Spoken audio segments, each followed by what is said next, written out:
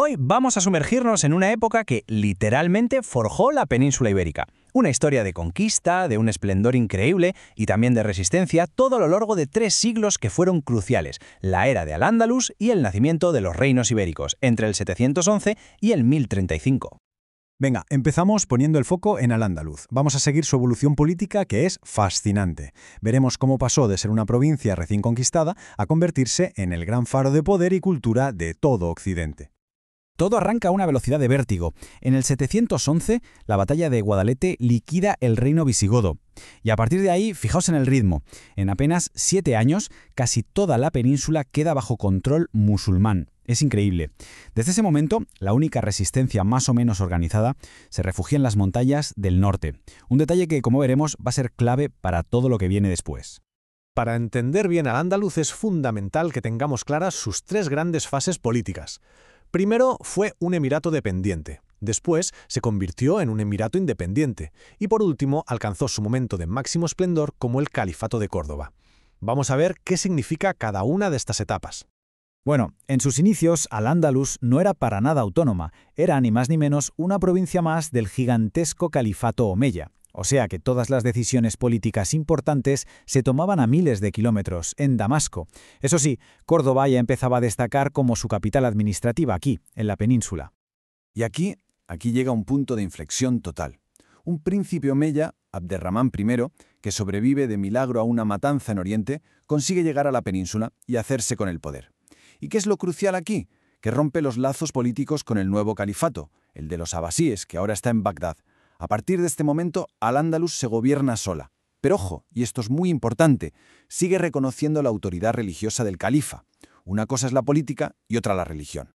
Y con esto llegamos a la cima, al poder absoluto. En el año 929, Abderramán III da un paso audaz, un paso definitivo. Se autoproclama califa. Esto lo cambia todo. Significa que rompe el último lazo que quedaba, el religioso. Ya no hay nadie por encima de él. Desde este momento, Córdoba no es solo la capital política, es también la capital espiritual de todo el Islam occidental. En este momento de apogeo surge una figura que era temida en toda la península, Almanzor. Técnicamente no era califa, pero vamos, gobernó con mano de hierro a finales del siglo X. Era un genio militar que lanzó campañas de castigo terribles, las famosas racías. No solo buscaba botín, sino que quería sembrar el pánico y dejar clarísima la superioridad del califato. Llegó a saquear ciudades tan importantes como Barcelona o incluso Santiago de Compostela. Pero claro, tras la muerte de Almanzor, ese poder tan centralizado empieza a desmoronarse. Las luchas internas por el trono se vuelven el pan de cada día. Y al final, en el año 1031, el gran califato de Córdoba se rompe en 1000 pedazos. Se fragmenta en un montón de reinos pequeños e independientes, los que conocemos como reinos de taifas. Es el fin definitivo de una era de unidad. Vale, pero antes de que todo se viniera abajo, ¿cómo era la vida en Al-Ándalus durante su apogeo? Pues ahora vamos a ver cómo funcionaba su economía, que era súper próspera, su compleja sociedad y, por supuesto, el legado artístico tan impresionante que nos dejó. La economía andalusía era una máquina súper avanzada para su época y se apoyaba, como vemos, en 4 pilares. Por un lado, una agricultura muy sofisticada, con técnicas de regadío nuevas como las norias o las acequias y cultivos que trajeron de Oriente. Luego, una artesanía en las ciudades de una calidad brutal, famosa en toda Europa. También un comercio interno súper vibrante en los zocos. Y por último, un comercio internacional potentísimo que usaba su propia moneda, el dinar de oro y el dirham de plata. La sociedad era un mosaico de lo más complejo. A ver, en la cima una pequeña élite, la aristocracia, de origen árabe sobre todo, que controlaba los altos cargos y las tierras.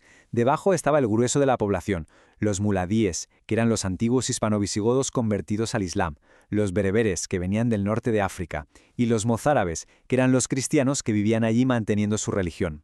Y además, no hay que olvidar a las importantes comunidades judías y en la base de todo a los esclavos. Y claro, todo ese poder del califato tenía que reflejarse en la arquitectura. ¿Y de qué manera? Hay 2 ejemplos que son sencillamente imprescindibles. La mezquita de Córdoba, con su famoso bosque de columnas y esa genialidad de los arcos dobles de herradura abajo y de medio punto arriba, y luego la ciudad-palacio de Medina Azara, un proyecto colosal de Abderramán III que se construyó para dejar al mundo con la boca abierta y demostrar su poder absoluto. Muy bien, hemos visto el esplendor de Al-Ándalus. Pero mientras todo esto pasaba, en el sur y en el centro, ¿qué ocurría en el norte? Pues allí, en las montañas, estaban naciendo poco a poco los reinos cristianos, que con el tiempo empezarían la famosa Reconquista. La resistencia cristiana no fue un único movimiento, para nada. Surgió en dos focos distintos que iban en paralelo. Por un lado, en el oeste, el núcleo cantábrico, liderado por nobles visigodos como Pelayo, que acabaría dando lugar al reino de Asturias. Y por otro, en el este, los núcleos pirenaicos. De ahí saldrán Navarra, Aragón y los condados catalanes, que al principio estaban muy influenciados por el imperio de los francos. La cronología del reino asturiano nos ayuda a ver muy bien cómo fue evolucionando. El pistoletazo de salida simbólico es la batalla de Covadonga, en el 722. A partir de ahí el reino va creciendo lentamente hacia el sur. Primero pone su capital en Oviedo y más tarde, ya en el 914, la mueve a León. Es en ese momento cuando consolida su poder y pasa a llamarse Reino de León. A principios del siglo XI, en la zona de los Pirineos pasa algo extraordinario. Un rey, Sancho III de Navarra, al que llamaban el Mayor, consigue unir bajo su mando casi todos los territorios cristianos de la península. Durante un tiempo fue el rey más poderoso de la cristiandad hispánica, gobernando un territorio inmenso que iba desde Navarra hasta Castilla y Aragón. Pero esta gran unión duró un suspiro. Cuando Sancho III muere, en 1035, su enorme reino se reparte como herencia entre sus hijos. Y esto es fundamental, porque de esta división nacen dos de los reinos más importantes de la historia de España, el Reino de Castilla y el Reino de Aragón, que a partir de ahora ya son entidades totalmente independientes.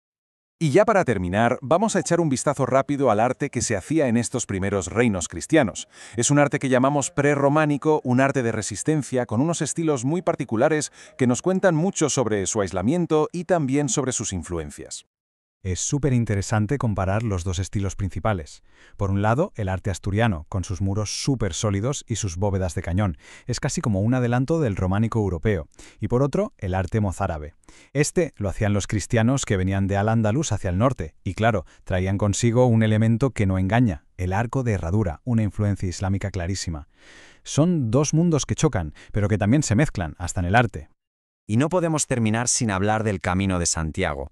El descubrimiento de la supuesta tumba del apóstol en el 813 lo cambió absolutamente todo. Se convirtió en la ruta de peregrinación más importante de la cristiandad, pero su importancia fue mucho más allá de lo religioso. Fue una auténtica autopista cultural y económica que conectó a esos reinos del norte, que estaban bastante aislados, con todo el resto de Europa. Y todo esto nos deja con una pregunta final, para reflexionar. Después de lo que hemos visto, ¿de qué manera estos 3 siglos de convivencia, de conflicto, pero también de intercambio cultural entre un sur brillante y un norte resistente, acabaron forjando las identidades de lo que con el tiempo serían España y Portugal?